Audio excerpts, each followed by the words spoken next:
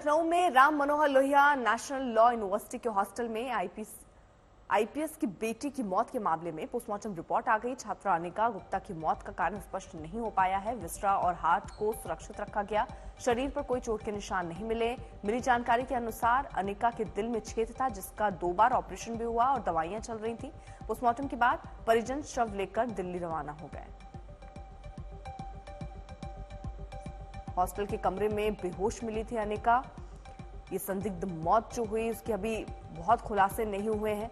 LLB तीसरे साल की स्टूडेंट थी। पिता एनआईए दिल्ली में आईजी।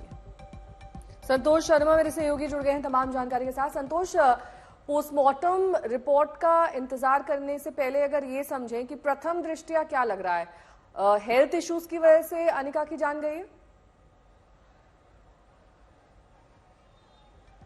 देखिए, ये जो जिस तरीके की परिस्थितियां थी, जो अनिका थी वो अपने हॉस्टल में थी। करीब 8 सवा 8 तक वो अपने दोस्तों के बीच में देखी गई। उसके बाद जब उसकी रूम पार्टनर करीब 9:30-10 बजे जाती है तो रूम अंदर से बंद था, यानी कि कोई फोर्स एंट्री नहीं थी।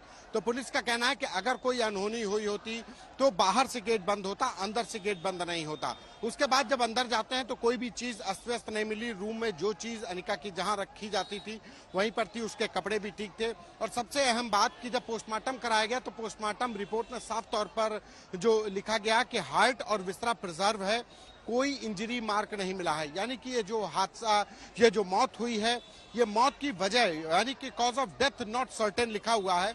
तो ये माना जा रहा है कि जो अनिका को बीमारी थी, उसके हार्ट में जो छेद था, जिसके बारे में कहा जा रहा है कि 2 से 3 बार उसका ऑपरेशन हो चुका है, लंबे समय से दवाइयां चल रही थी, उसी के चलते ये मौत हो सकती है। लेकिन चूंकि पोस्टमार्टम रिपोर्ट में कोई इंजरी नहीं है, परिजनों ने भी कोई एफआईआर, कोई तहरीर नहीं दी है। उनके पिता एनआईए दिल्ली में आईजी में हैं, महाराष्ट्र कैडर के आईपीएस हैं, लिहाजा वो शव लेकर के चले गए। अभी पुलिस को कोई ऐसी तहरीर परिवारजनों की तरफ से नहीं मिली है।